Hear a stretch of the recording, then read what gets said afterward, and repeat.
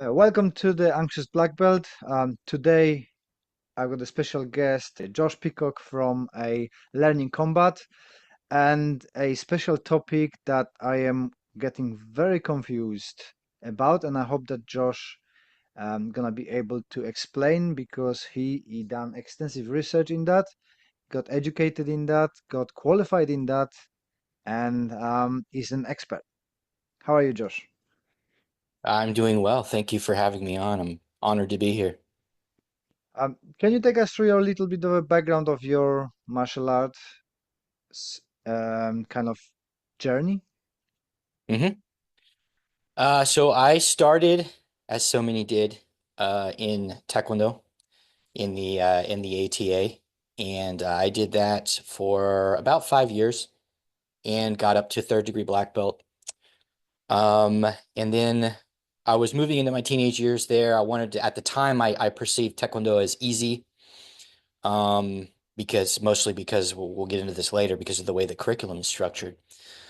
Um, so I had memorized everything and I was bored really. So after that, I was like, well, Kung Fu is pretty sweet and everyone says it's hard, so I want to do Kung Fu. So we happened to move, and that's when I took my opportunity to not do Taekwondo formally anymore. I still practiced my pumse, my forms, and my kicks. But after we moved, I did Kung Fu for about a year, and it was very challenging in terms of fitness. But it's kind of the same, right? Memory based. You do your Kung Fu forms, which they call Dalu or Xing or something like that. I forgot the term. Um, and we ended up moving again. I moved a lot through high school, by the way. Mhm. And at that time, that's when I got really into karate. And I liked karate because karate came before Taekwondo, and that's the bias everyone has, is that the thing that comes before the style you do is the real deal. So karate is the influence, the chief influence on Taekwondo. So karate's awesome. It's Okinawan. It went to Japan. It's just all these cool little historical. I liked all the little nerdy historical aspects. So I got into karate. I did Kempo karate for a while, which I didn't know at the time was not the most authentic version of it. I did some Shorin-ryu, like a very little bit of Shorin-ryu. I took like a very short time. There's just like stuff going on around me, and like there's a friend who did Shorin-ryu that I studied a little bit with. There was a club locally that I did a couple of lessons of, like Yoshukai, which is like a Kyokushin spinoff. Mhm. Um, so I had a little bit of karate there, and then I spent a long time just practicing on my own for several years, towards the end of high school, in early adulthood. And then I came back to teach Taekwondo, and then I found my way into Tang Sudo for a short time, which is Mhm. Korean karate for those who don't know. And I taught that through a business that hired me. And during that time, I took up Brazilian Jiu-Jitsu Mhm. because during high school, somebody took me down one time when I was at a beach retreat, and uh, the pressure points that I had been assured were super effective didn't pan out. Surprise that. Didn't exactly didn't exactly pan out the way they had been advertised. And of course, I didn't spar that much through that period. Mm. I did a little bit. Uh, but I didn't know they didn't work because everything I tried was compliant. And come to find out, when you practice in a compliant way, your nerves are more vulnerable because you don't tense the muscles around them, you don't Mhm. move, and those sorts of things. You're not usually not, very prepared to receive hits to vulnerable areas when you're in that Mhm. state. I didn't know that at the time because I was a teenager, right? I just Mhm. believed everything everyone told me. Uh, so yeah, jujitsu. I did jujitsu. I've done jujitsu on and off since then. Taekwondo has been more of a private practice for me. I've done some of the Olympic sparring. I went to some like independent grassroots seminars and stuff, and sparred with a friend for a long time. Not a long time, but for a while. Um, and so I've kind of stayed connected to the Taekwondo scene, and I still have an affinity towards the karate scene. Um, but what I've practiced on a weekly basis has been jujitsu for on and off for 10 years. So that brings you about up to speed. There's a little bit of Filipino martial arts mixed in there, a little bit of kickboxing, Muay Thai mixed in there, attached to the gyms that I did jujitsu at. But that's my training history in a nutshell. Did I miss anything in terms of what you wanted me to answer? No, I think it's brilliant, and that jujitsu is kind of connection why I am talking to you today because I recently returned after 10 years break from jujitsu, so I'm back to Brazilian jiu-jitsu, and social media's picked up on my training and throwing lots of videos at me, and a lot of is about the ecological approach. So I was like, Mm, this is interesting. So I'm gonna yep. start digging into it, and it kind of confuses me, and I hope you're gonna be able to explain it to me. The differences between the whole ecological approach, the game-based approach, and constraintless approach. Because Hmm. being as well back in Poland when I was younger, I've been involved in a wrestling club, Olympic wrestling club, and the guys there had a lot of games and like a constraint-led approach, which I kind of Mm, introduced into my club long time ago. But listen to your podcast and your guest, there seems to be a very different approach to kind of the people get mixed up, like myself, all those three and using exchangeably, sorry, I think that's the word, and exchangeably, but doing different things, if that makes sense. hmm. Can you explain about what is the ecological approach? Yeah, so the ecological approach. Well, so the ecological approach, broadly speaking, the term refers to more than one thing, but broadly speaking, it is a way of learning or training that is based on a theory of motor learning and behavior called ecological dynamics. Mhm, So the ecological approach, I would say in the simplest terms, is that it's an approach to learning that has a careful consideration of all of the factors that produce skilled behavior. mhm, And what that means is we want to learn in environments where all the behavior has a sufficient overlap with what you're going to experience in what's called the performance environment mhm, or the performance context. So, for example, if you want to anchor performance environment to self-defense, then you're going to have to practice in environments that sufficiently overlap with what you're going to deal with in a self-defense situation. mhm, If you want to practice for a kickboxing match, then you need to practice in environments that have a sufficient overlap with what you're going to find in a kickboxing match. Um, so personally, I've taken a concept that falls under the ecological approach known as representative learning design. That means that your practice represents the most important dynamic elements of the performance context. For martial arts, I have boiled that down to aliveness. Aliveness was first coined by Bruce Lee, but his usage of the term was a little bit ambiguous. It has to do more with an authentic expression of the way you move in a given context. Matt Thornton took that concept and he added timing, energy, and motion.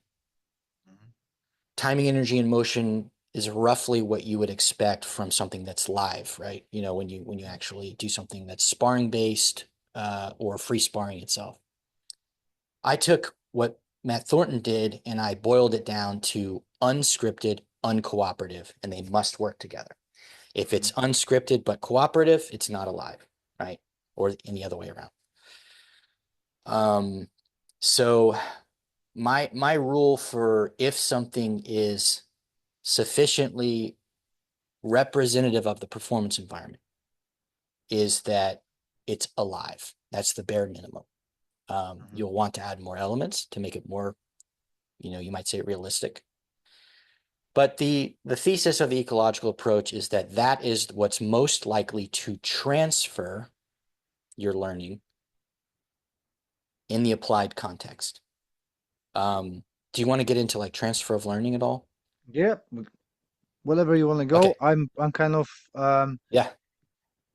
blank on all of this. I Hmm. understand the kind of a game approach because we done that. Restrained as well, but ecological thing is kind of new stuff for me. I listened few of the podcasts, but my child brain or maybe old brain doesn't comprehend. So if you can, in simple terms, explain it to me, that'd be perfect. Absolutely. Transfer of learning is, I first came across it in my educational psychology studies when I was doing a degree in teaching and learning for Mhm, my graduate degree. But it's a term that's used across psychology to measure the degree to which a practice environment transfers to an applied or performance environment. Um, Come to find out, there's different types of transfer. Um, And a positive transfer of learning means that there is a actual meaningful skill gain from the practice that you underdid to the performance environment. It means you were actually that there an improvement in your practice correlated with an improvement in the performance environment, or you were able to access a skill there. Um, there's neutral, which means there's not really, it didn't hurt you at all. It didn't really do much of anything at all. I think probably most, this is me just inserting my opinion, probably most of what people do in practice probably has a neutral transfer unless it's live. And then there's a negative transfer, and that means your performance actually got worse, that your ability was actually negatively affected. I think negative transfer is kind of rare. So if you actually succeed in getting negative transfer, you definitely should stop doing whatever it is you're doing. An example of this might be, I don't know all the particulars, but an example of this might be um, Ronda Rousey. I don't know if she married or not. She had a boyfriend a long time ago. He's actually a pretty good MMA fighter. mhm, And she got him training with her boxing trainer. And he is notorious because he doesn't produce good boxers. And mhm, he never made Ronda Rousey into a good striker. And a lot of people noticed that after he started working with that boxer, he actually got worse at striking. His head movement went away, his dynamicism sort of went away, and he actually actively got worse because of what he was being trained in. mhm, And he eventually washed out of competition in MMA. That, pending other variables, that would probably be an example of negative transfer. mhm, Whatever he was doing with that guy actively made him worse at striking in MMA, and it adversely affected his career. Um, so transfer of learning, we have a really big emphasis on transfer of learning. The our unique approach to it is the representative learning design concept. And the thing that makes ecological thinkers or ecological researchers different than people in other uh, camps is that we is that we try to, when we do our studies, we try to measure transfer of a practice environment only by means of an environment that is representative. So to back up a little bit, there's an old approach in the research in psychology where I think it's called systematic um, design, but where everything is tested under laboratory conditions, and then the actual the practice and all that is conducted under laboratory conditions, and then the transfer is also the transfer test is also is conducted under those laboratory conditions. mhm, So example of this might be, okay, we're going to test um, something like disguised repetition, right? This is a common thing that is used on the ground level among um, martial arts instructors. So as an example, disguised repetition. So disguised repetition, we want to get 100 side kicks in this class, and we're gonna do it in the air. We're gonna do it on the bag. We're gonna do it as part of a self defense. One step. We're gonna um, do it on shields, all that stuff, right? And that's how we're gonna get our 100 repetitions in, right? And so what we're looking for is just the repetition of one technique on a bunch of different sort of compliant contexts. And we want to see that if by doing uh, that disguised repetition, our sidekick technique becomes better. Okay. So we're testing an aesthetic quality of the kick that we have established through our stylistic lens. We want to see for Taekwondo, we want to see a deep chamber. We want to see a sort of Z shape in the chamber. We want to see the heel shoot out. We want to see a nice line from the shoulder through the lower back through the heel and that sort of thing. We want to see all of that. That's what we're looking for from a good sidekick. So we look at the disguised repetition. They do the sidekick.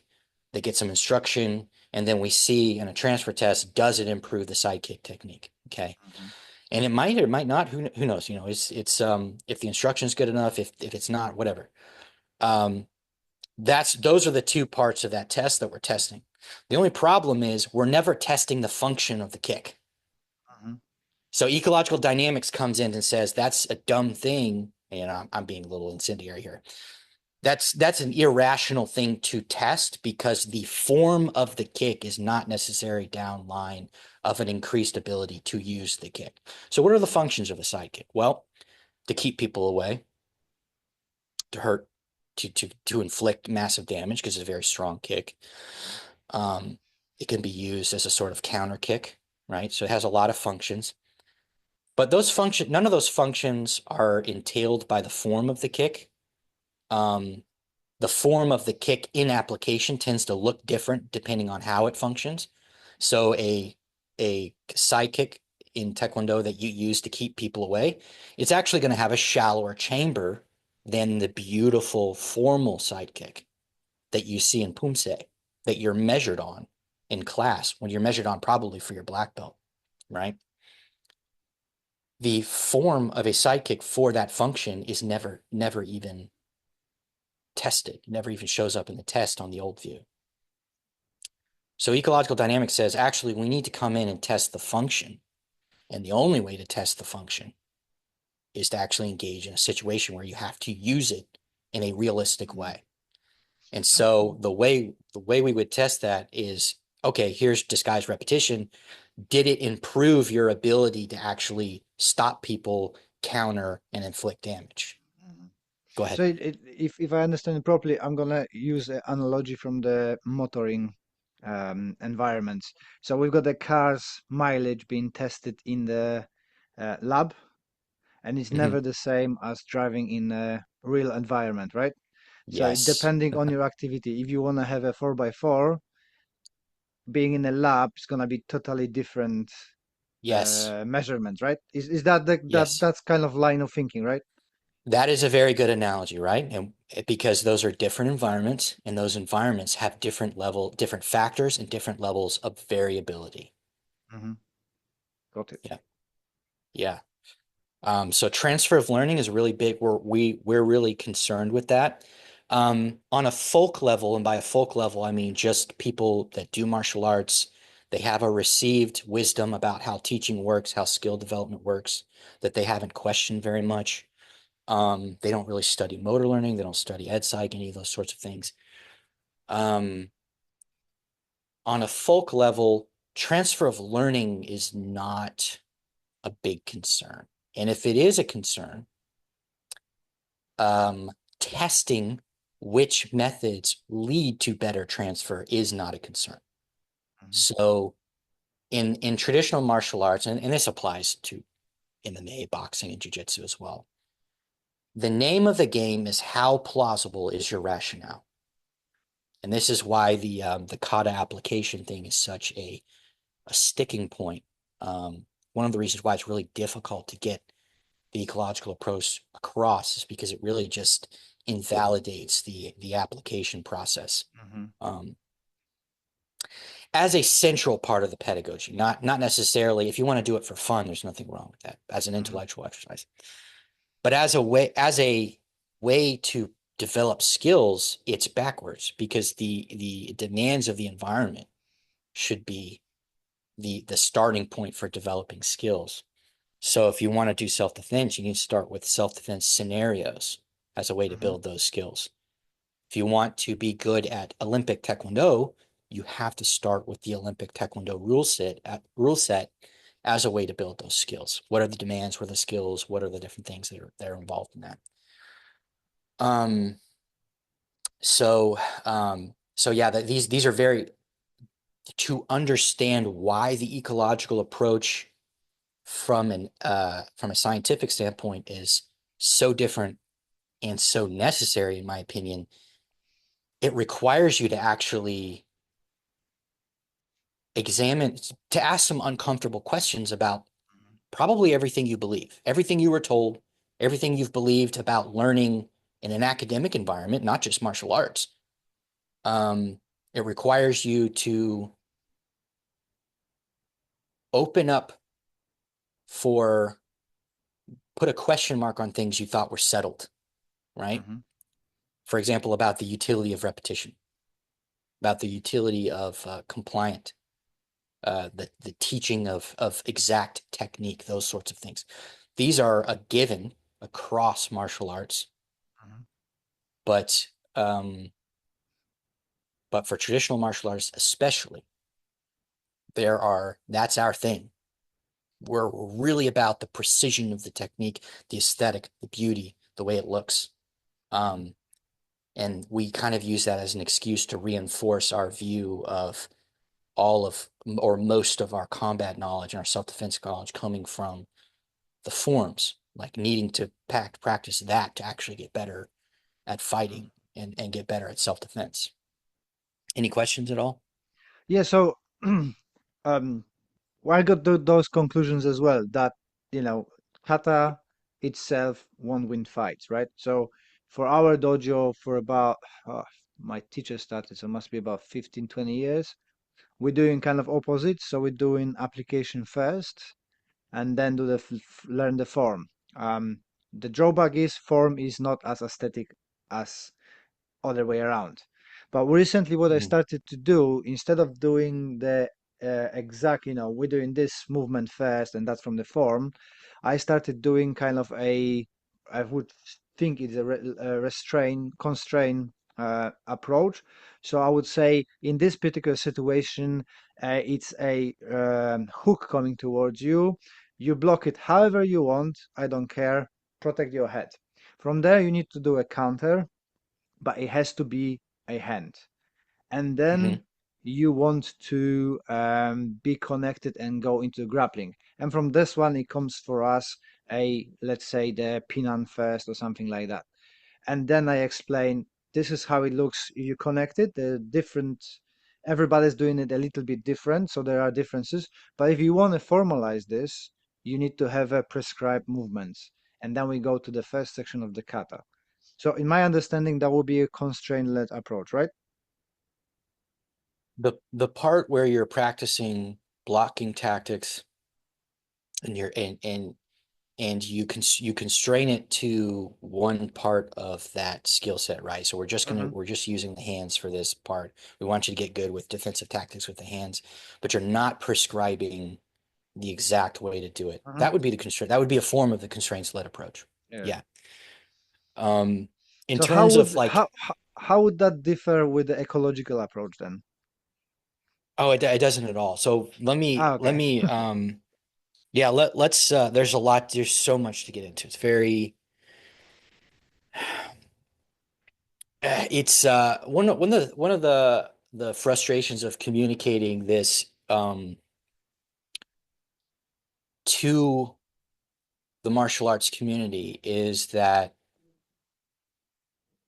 there's so much complexity and nuance going on in the literature, and there's all kinds of things I don't know the difference between. So we talk about something like, for example, the traditional approach, right? And so Mhm. we think but the traditional approach is like, there's a tradition in boxing, there's a tradition in karate and taekwondo that's very similar, and they all have overlapping elements and they all have differing elements. Mhm. And those elements overlap with what's the traditional academic motor learning approach. They're not exactly the same. And Mhm. then there are differences in traditional approaches inside of the traditional approach academically. And Mhm. these are kind of different than what's the folk view of it for people that have never studied it before. And some of there's so much overlapping that, that kind of, they're all related to one another. And then you get to something that's not traditional, like the ecological approach.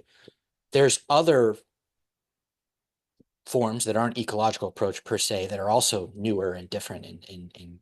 have overlapping elements with the ecological approach. So it's like it's impossible to communicate all of that at the same time. So when I'll talk about the science behind the ecological approach and how it's better from the what people do traditionally in martial arts, they think that the traditional approach to whatever they've done in karate, taekwondo, jiu-jitsu is one and the same with the best elements of the traditional approach in science, and it's not. There's a lot Mhm. more complexity. So they think that actually the way they did it, that's it's the simpler way to do it. It's the way everyone always done it.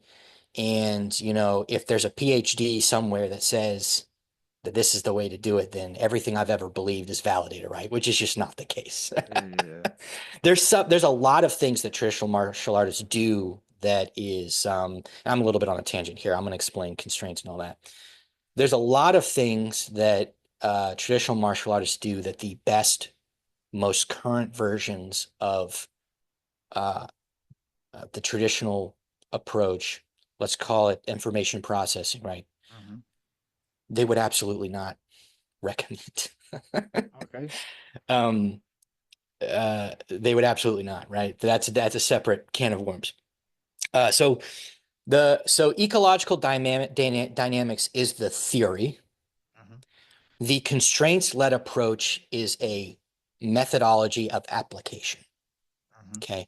And the ecological approach is an umbrella that encapsulates the theory, ecological dynamics, and the application methodology, the constraints-led approach. Mhm. Now, the constraints-led approach is sometimes in the literature called nonlinear pedagogy. It's kind of Oh, confusing. okay. They're functionally the same. They share Mhm. all the same philosophical points. They share the same researchers, the same thinkers. Um, Sometimes nonlinear pedagogy might have slightly wider application than the constraints-led approach. Constraints-led approach is sports. Mhm. You could principally apply it to anything else, but it's chiefly sports. Nonlinear pedagogy, mostly sports in terms of its the word, what does the word encapsulate, but could encapsulate anything involving learning, academic learning, anything like that on the job. So constraints-led approach, if you don't know anything about nonlinear pedagogy, don't even worry about it. Don't fill your brain space with it. It's the same thing, functionally speaking, it's the same thing as constraints-led approach. Just, if you happen to read an article and you see, oh no, what is this nonlinear pedagogy? It's okay. Don't despair. They mean the same thing. They're the same thing. Don't worry about it. So so So so then ecological dynamics theory, CLA. so so then if the ecology dynamics is the umbrella, the constraint led approach is a methodology, then the game based training would be the execution of those two, right? If I'm thinking all right, that would be the first Games bottom level, using the almost. games to apply whatever restraints you've got, right? Is that correct Um, or? Very close. Very close. And guys, this is not my fault. I wasn't there when all the researchers can't get along. Researchers don't get along just as much as we don't get along. All of Yeah. us style heads, you know, Goju versus Shorin and all this stuff, Hmm. Kung Fu versus karate, right? We don't get along on that stuff. I mean, we do better now, but uh, historically we didn't get along on that stuff. Scientists don't Hmm. get along either, and they like to make up different terms. Okay, not my fault. I'm just telling you, I'm just telling you what it is. Okay, so here's the thing. Games based, so CLA, the games is an outgrowth of constraints led approach. Okay. Okay. It is a way to practically apply the environment building principles, which are the Hmm. chief learning design principles of CLA. Games based training, a label which has certain content, is an overlap with CLA, Okay. but it's not the same thing. And here's what I mean by that. CLA is actually borrowed from pre-existing games-based methodologies. One of them is teaching games for understanding. Hmm. Teaching games for understanding is not originally or primarily a methodology based on ecological dynamics. It has a different Hmm. theoretical underpinning. Some people have said it has no theoretical underpinning. Others have said it's more based on ed psych concept known as constructivism.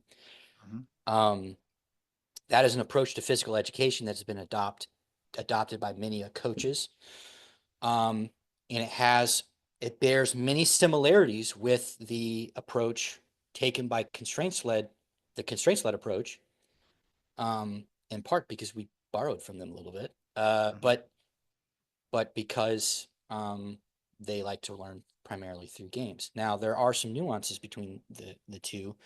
One of them being that CLA has its own approach to game design, where you're going to get games that you probably won't see in the teaching games for understanding, because teaching games for understanding is a little bit more templated than Hmm. than the CLA is.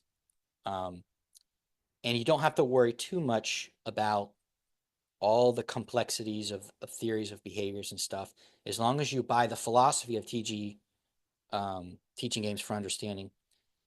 Uh, as long as you buy the philosophy of it, you do the games and you don't have to fill Hmm. your brain up with all the hard stuff about constraints and stuff like that. The constraints led approach. Oh, whoops. That's Now all it right. wants to follow me. There we go. So the constraints led approach. I got my sloth thing going on here. Yeah, I'm gonna do the Um, same, and there you go. there you go. Yours is a little bit cooler than mine. I like sloths though. Um, so Funny the enough, constraints led approach. funny enough, my jiu-jitsu style is a sloth. I'm just laying there and waiting for opportunity. Yeah, it's a lot of guys. A lot of guys like to do the guard player type of thing. Yep. Um, what was my train of thought? Okay, constraints led approach. Yeah, so the games based thing, that's a common misunderstanding. Most people in jujitsu and martial arts really aren't doing teaching games for understanding. So for all intents and purposes, somebody doing games based in martial arts is probably doing so because of the ecological approach, right? They're probably Mhm. trying to the best of their knowledge do an ecological approach, right? And I don't want to like downplay that at all. If people are doing more live training in their practice, I'm happy. I have a little bit of a reputation for like sh little pot shots at people because they make claims that aren't Mhm. accurate, and I see that as just people kind of getting a little bit too big for their britches, and they're like, well, because I do this now I just know all the particulars of it. Um, for me, it just feels like a lack of humility, and like they didn't try to like do the work that many of us have done to But understand the but you always details. got But all the always got people like that, right? Something's popping up and yeah, starting to get traction. Oh, right. I'm gonna try Hmm. to make money on it or make myself look better, Yeah, smarter, immediately, whatever. Yeah, yeah. immediately. So. Yeah, that immediately happened here. But to go back to the constraints led approach, why is it called the constraints led approach? Well, in ecological dynamics, ecological dynamics is actually the marriage of two theories. The first theory is dynamical systems theory. Okay. And out of dynamical systems theory, you have Carl Newell, who posits the theory of constraints. Mhm.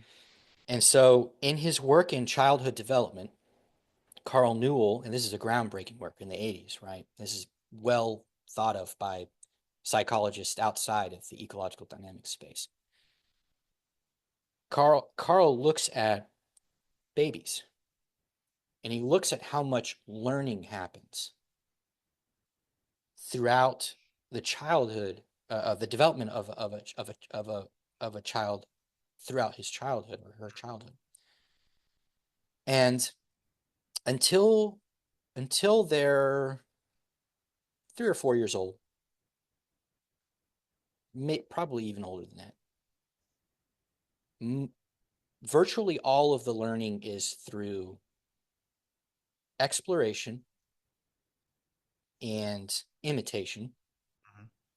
because it is impossible cognitively for you to give detailed instruction, formal instruction, to a child in those age groups. Mhm. Some kids are more precocious than others, but 1 to 3 generally. I mean, I was not taking formal instructions very well as a 3-year-old. Okay. Yeah, well, I've got 8-year-old and 6-year-old, so yeah, we're just getting out of a thing that I can actually explain what we're doing instead of just Yeah, wasting my yeah, my speech right. and just copying. Yeah. So, but you can see complex motor skills. You Mm, can see even sports skills developing in kids at these ages. Kids learn to walk. It's a pretty mm, complex skill. They learn to crawl. It's kind of I mean, four limbs coordinating into locomotion is pretty complex. mm, Um, Standing, I already, well, walk, I mean, that implies standing. Grasping, reaching, grasping, manipulating objects, pretty complex skills. yeah. None of which are taught. None Mm, of them. The only thing you can do is give them an environment that facilitates exploration, and then they develop those skills. Those skills that are untaught form the foundation for all learned skills later on in life. And so, mhm, if our traditional conception of how things are taught, that motor skills, complex motor skills, most of them have to be taught. How do we account for that? And so Carl Newell says, actually, we develop skills by navigating constraints. mm, So, it, excuse me, in biology, and across biology, dynamical systems, all these sorts of things, a constraint in technical usage is simply a an object or a force in a system, like an ecosystem or a biological system, that removes degrees of freedom. So as a human, you have all these joints. Joints can move, your shoulder joints can move in all kinds of different ways. Elbows, wrists. You have so many degrees of freedom in your body. It's dazzling. You never think about it. It's dazzling. So there's so many different ways you can do anything at any given time. How is it that you decide to do anything at all, to move any which way at all? mhm, And this, so another researcher called Bernstein calls it the degrees of movement problem. And so Carl Newell says, for every constraint in the system, an entire set of action possibilities is actually taken away. mhm. Now, a constraint in the technical usage usually means to take away a set of degrees of freedom. Uh-oh. I That have an was AI important. bot. Yeah, yeah. I have an AI bot, and when I do certain gestures, even if it's not the exact gesture, it'll just zoom in. Mm, So um, it takes away a set of degrees of freedom, and that's the technical definition of a constraint. There are ways that you can change or add constraints that actually free things up for you. So it's not always a limitation, technically. You don't actually have to make the game smaller necessarily to manipulate constraints in a way to engage in a constraints-led approach. You just need to manipulate in a way where the design is intentional, that the constraints influence the behavior of the participants, right? And we call them the athlete system, the athlete uh, uh, competitor system between the two competitors in a match. So he says that actually this solves the degrees of movement problem for the most part, because if we think of the world around us in terms of constraints, those constraints interact with one another to produce movement. And mhm, so your body, the organism, is an entire system that operates on the environmental constraints, the raw environmental constraints, that is the world around you. and task constraints, which are typically nominal in the sense of what is it that I want to do? What are the rules of the game, right? Those Mhm. constrain out an entire realm of possibilities. The environment as you experience it constrains out an entire realm of possibilities. And then your body, it's the level of training, your level of knowledge of the game, your previous experience, your natural abilities, which can change or regress. All of these work together to create an movement, um, emergent movements in any given situation. So instead of thinking of everything as needing to be directly taught or even Mhm. demonstrated, we look at what are the demands of the game, what are the task demands, where do we do the task, the environment, and your opponent, and then we let those things sort of sort themselves out over time.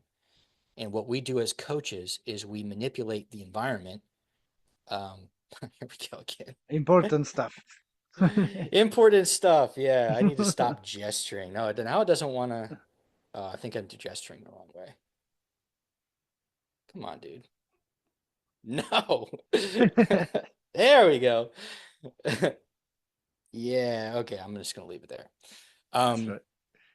so as coaches, what we do is we design environments, and there are some things we do verbally, but and sometimes there's even room that I think in the constraints-led approach, there's even room for direct instruction. But for the most part, we're trying to let the students to navigate those environments so that they come out of it more adaptable rather than robots who are just trying to repeat or reproduce the techniques that we teach them. Mm. It's funny enough because recently I just changed about 3, 4 months. I changed our syllabus completely from, you know, how the Taekwondo got the same. You're doing a front kick, this, and this. So we changed it now to the white belt. You need to do the break falls. Mm-hmm. Second belt, you need to do basic striking, then basic kicking, basic takedowns, basic ground defenses, and then we go to katas only with the higher grades when they've got the. So our approach was, what do we want from our students? Well, I want my students to be able to handle themselves. So therefore, kata is not a necessity on the beginning. But then if Mm-hmm. you get to the black belt, you achieved all those skills, but what do next? Then you can start digging into the forms and unlocking them when you've got that manual skills of handling yourself and do something, let's say, more educational, digging in the history of the movement, where it come from, how you apply this, but you've got the skill needed to apply it to it. What kind of approach would that be, in your opinion? Uh, your approach. Yeah, I think yeah. there's any number of ways you could do a constraints-led approach, and I think if you have to understand what the skill is that you're targeting. So Hmm. there's this constraints-led approach to developing really good kata. Hmm. I watch more Pumse, but I know the karate kata, right? Or Yeah, some yeah. of them. I don't know all Well, the they're pretty Goju much the ones, but same. I know most of the Shorin ones. Yeah.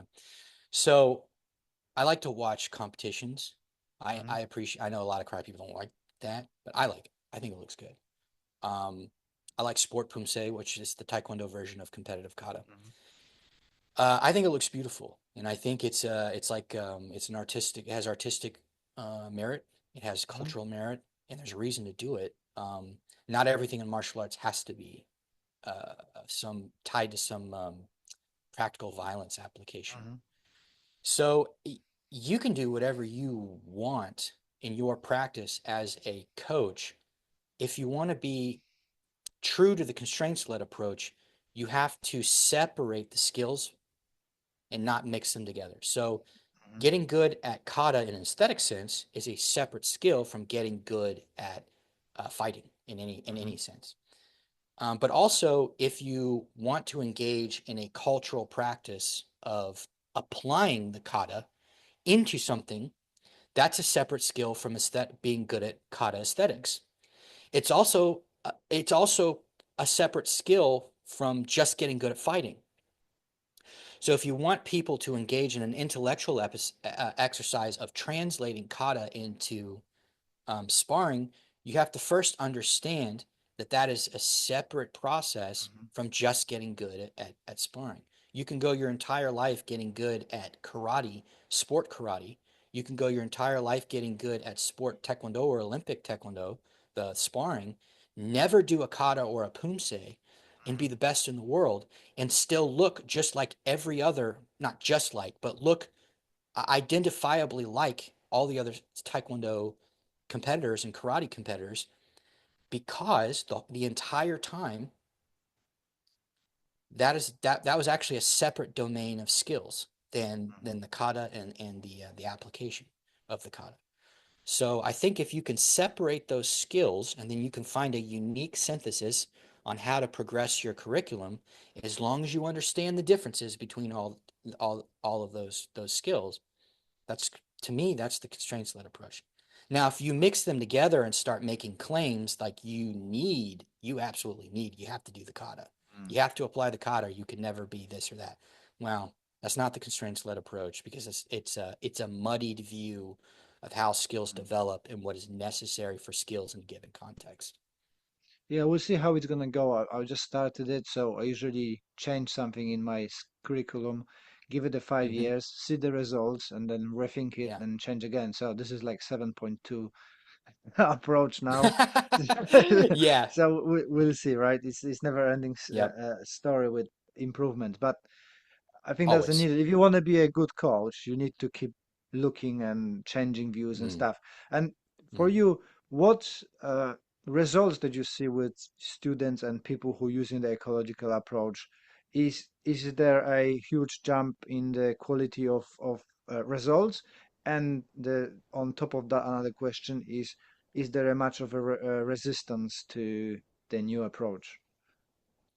With brand new people who have never done martial arts before, there is no resistance whatsoever. They Mhm. love it. They absolutely love it. And I had the benefit of seeing this in the gym that I've trained at for a couple of years. I'm on break right now, but my coach here in Indian Land, North Carolina, I'm sorry, Indian Trail rather, Indian Trail, North Carolina. Um, he changed his curriculum to something that's more constraints led. It's very Mhm. games based, and the result was absolutely fantastic.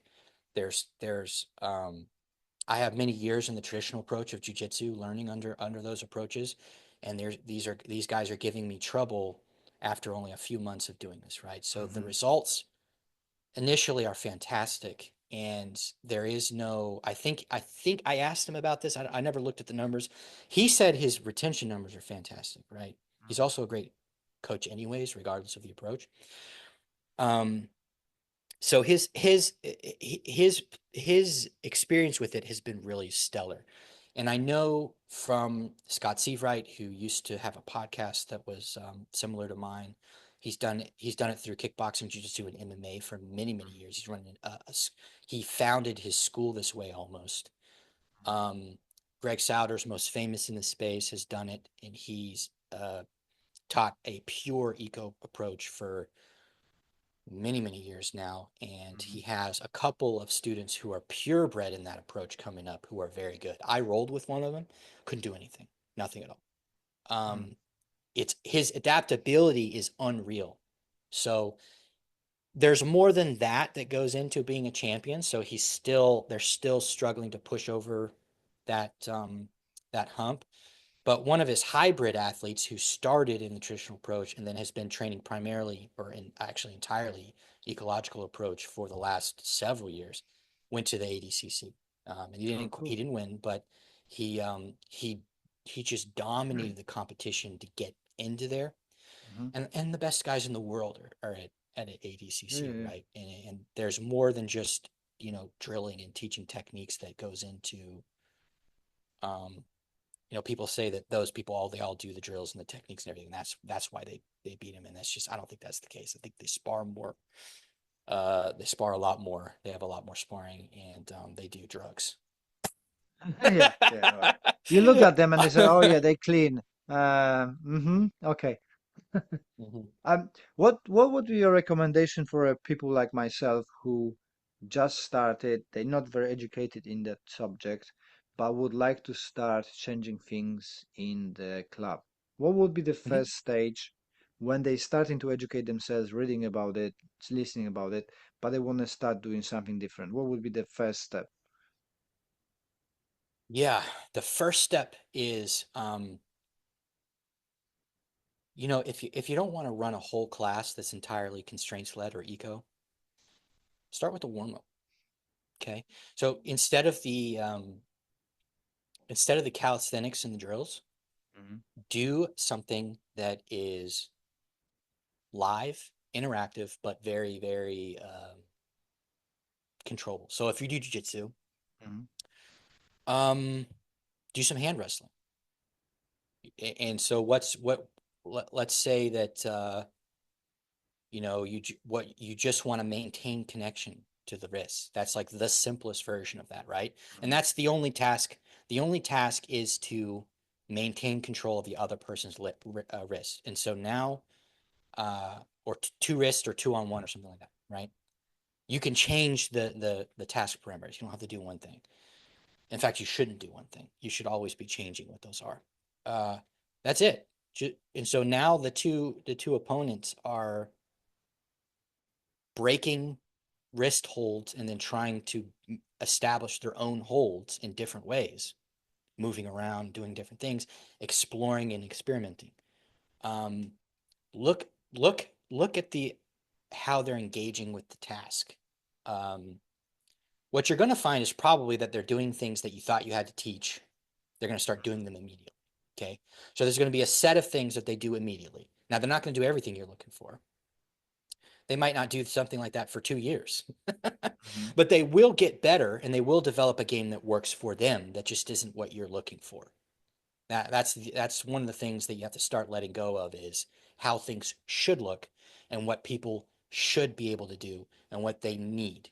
They don't Hmm. actually necessarily need what you think you need, what you think they need, because people are able to develop creative games around skills that you've never even thought of before, even Hmm. up to a very high level, right? So just let go of what you think you know and start with one segment of class with some of these games, and then add a second segment with games that are a little bit more complex. There's more going on. There's less control, right? So maybe Hmm. you're looking for to get back control, right? Back control is mediated by hand fighting. So looking for standing back control, but leave the the or double underhooks, right? Hmm. Leave the takedowns out of it, right? And then maybe eventually you can add the takedowns in. Um, Definitely you should eventually let the takedowns in, but that would be an example from grappling. For striking, striking's a little bit different in the way that you design games because the ranges of the game aren't as obvious as the Hmm. positions are in grappling. But there are ranges. There's outside of kicking range, there's Hmm. inside of kicking range, there's punching and elbow range, and there's clinch, right? And clinching and elbow kind of blend together, but clinching is when you're attached. So if clinching is allowed in your rule set, clinching is definitely a stable position to work from. Outside long range is definitely a range to work from, and then in your sort of melee range, which is inside kicking range where you can punch, elbow, and short kick, all those sorts of things. Leg kick, that's a definite range, right? So um, you could start playing around from those different games around with constraints around those different things. And my advice is always open open it up because there's a such thing as over constraining. Hmm. And when you make the game too constrained, you run back into the problem of the rote repetition because the information you're receiving doesn't match anything close to what you're going to be doing in a match. An example of that would be, and I did this, everyone I've ever talked to did this with applying it to striking, is a jab game where the only purpose is to jab. Hmm. And The other person either can only jab two or is only on the defensive. Mhm. I think that's too limited because the jab has a function and almost none of those functions are being met by just a game where you jab at each other, right? Mhm. You're not looking out for the other hand, you're not looking out for other angles from the punch, and that has influences on your ability to develop head movement, your ability to develop different blocking. Um, if you don't let the other person strike back, you're also missing the function of the jab to actually stop an onslaught. So there's if it can get with striking, you have to be a little more careful because it's a lot easier in pursuit of something that seems properly isolated, that you're drilling down on a skill. It looks alive, but it's so constrained that the information you're dealing with in that performance Mhm. environment doesn't have much overlap and thus is unlikely to have much transfer to a skill in the performance environment. So you want to make sure that there are more than just one option for tactics in a striking game, um, and that an opponent that the opponent in that game has a sufficient array of counter tactics so that you're getting a more realistic something that's useful for you to understand how to read and respond properly to something that is likely to happen in an actual match or something.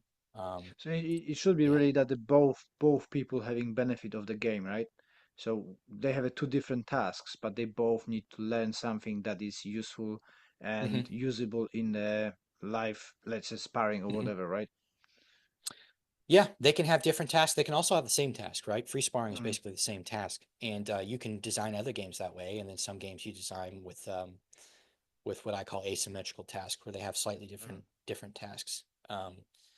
I think if to give you a really concrete example of how I would remediate the jab game, I would allow. So one of the functions of the jab is to stop an onslaught, right? And mm, it's to be sort of a counter punch, and it can also set up your rear hand. yeah, But if you wanted to isolate the counter and the stopping function of the jab, and I would not create an entire class around just one thing, right? I want mm, them to get more skills when they come to class. But maybe this is the highlight. This is the focus of the class. Okay, so we're going to do a couple of games where the stopping the counter onslaught aspect of the jab is what we're isolating. So I would allow the opponent to have use of both arms, both mm, punches, and they have roughly a full range of tactics. Maybe I'll limit it just to the head or just to the body, but they have a full range of punching tactics, and the jabber has to use his movement and his jab primarily to stop that the best he can. Okay, mm, and I think that would be a much more useful game. And of course, you want to flip flop and let the other opponent do the jab and the guy that mm, was jabbing do the open punchings, right? Always allow both to get access to those environments. I think that would be a much better way to approach it. And there's off that one format. There's tons of different things you can do, but you want to make sure that there's a good amount of mm. uh, variability accessible and creativity accessible to the players. Would you agree that the first thing that every coach should do, and it might be seems obvious, but I think that some people are not applying that you should have a hard look what you actually want to do, because the problem in Mm-hmm. karate dojos is that we're doing fitness, Yeah. self-defense, sport, Mm-hmm. kata, whatever you want, um, and people don't look what do I want to have in my club. Do I am a sport person? Do I am a self-defense? Do I do kata? Do I do meditation? Mm-hmm. So I think the base thing should be make your mind what you're training for. Yes. Mm-hmm. And you can do more than one thing. You have to separate them Hmm. and dedicate the resources to those classes. So if you want to do a fitness class and your primary focus is fitness, um, then you need to do something that's actually intelligent for fitness Mm, because I've been to a dozen or more. I've trained in a dozen or more martial arts schools, and the fitness. None of these, most of these guys don't know anything about training, like mm, on a fitness level. So you get out of your heart rate's not, you don't, is it cardio? Is it strength training? Is it supposed to be a combination? They don't really do any one of those three things. They don't do mm, any of those very, very well, right? We do a bunch of push-ups and squats and whatever, and there's no progressions, and we don't use mm, weights, and we don't keep our um, we don't keep our heart rate in the right zone for long enough. I mean, we just don't. In most martial arts based fitness classes, uh, we're just not. You're better off going to Zumba, frankly. mhm, You're better off going and getting a personal trainer or just watching some YouTube videos and lifting weights at the gym. mhm, Um, you know, I'm working on something in the background because we need a strength and conditioning thing that's unique to martial arts that's easy to plug into schools for mhm, people who want to be competitive and produce athletes and stuff. But right now we're not good at it, and you're right. Like it's people. We're trying to do too many things. We're trying to have all this formal stuff. We're trying to do kata and application of kata, and you're trying to do application of kata, which doesn't look exactly like kata, but you're also trying to perfect the aesthetic aspect of kata mm, because you got to do that to pass your belt exam, and you got your one steps, and you got your self defense sets, and you got your flow drills and all this stuff that's not scientifically speaking is actually not very closely related. mm, And then you're trying to do sparring, which in my experience, most karate gyms neglects. I know you guys. I've seen your videos. You spar a lot, but most of the places I've been to, they don't spar that much. And if they mm, do, it's a separate program, and you might or might not have to engage in it to rank up in your belt. And you just don't spar enough in the sparring program mm. to get good at sparring. Yeah. Um, and if it's not in a sparring program as part of regular class, you definitely don't spar enough to get good at sparring. So figure out what it is you want to do and then allocate separate classes and separate resources to curriculum development to those Mm. things. Yeah, we changed to we got sparring now on every session, and that's kind of inspired the BJJ, right? You want the results in sparring, you need to spar. All the stuff is a kihon. You do do activity what you are training for, right? And I Mm-hmm. have to say that we've got visitors quite often from different dojos and people changing, seeing how the my white belts, not sounding too being cocky, um, cope with other people from different dojos. It changes people's perception. If the white belts can spar Yes. like the brown Yeah. belts, then we're doing something different, right? So I'm Mm-hmm. very happy about that. Yeah. I'm really glad to hear that. Josh, I've got a headache now of the informations. Where can I learn? Yeah. Where can I learn more about it? Where are the resources? I know your Yeah. website, the Combat Learning, is a great resource, and you've got the Substack or Patreon. Come on, share us where find you, where we can Substack. support you. Yep. Yeah, so combatlearning.com is where you should start. Get on the free email list. I'll send you a bunch of free resources, but among them is a sort of a cheat sheet to help you understand the transfer of learning and how to design your games in a way that is more likely to transfer. So it's like a real succinct crash course in representative learning design. It's got a checklist you can look at. I also give you an introduction to motor learning so you kind of understand some of the basic terms and why they're important. So you can start thinking more intelligently and in more informed way about what you think about training and Mhm, training methodology.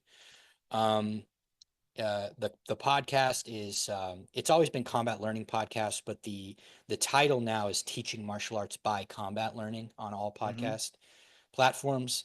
I did that for keyword reasons, so it's more findable. But teaching martial arts by combat learning should be available in anywhere podcasts are available. Um, I would suggest looking at standard jujitsu on YouTube if you want an example of what it looks like for jujitsu in a very high fidelity application, very informed application of constraints led approach to grappling. You can take the principles from that and start playing around with what you want to do in striking.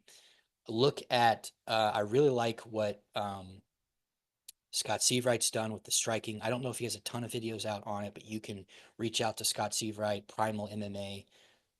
Coaching podcast is his old podcast. Those episodes are up. They're still good to listen to. I think his website's primalmke.com. And so you can Mhm. probably reach out to him via email there or through Instagram. Definitely talk to him. He has more practical experience applying it to kickboxing and striking in general than I do. I applied it I was at the end of my teaching journey, and so most of my application has been through other people since then. Mhm. So he has more direct experience with that.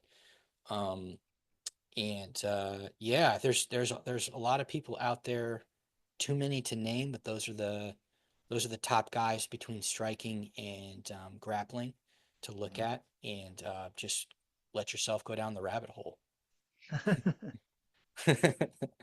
Josh, thank you very much for your time, and I'm hope to get you again on the podcast and share my experiences because I'm going to try to apply some of the stuff we talk about and some stuff I'm reading about, and then maybe you can give me your opinion about if I'm doing it right way or I'm doing it wrong way.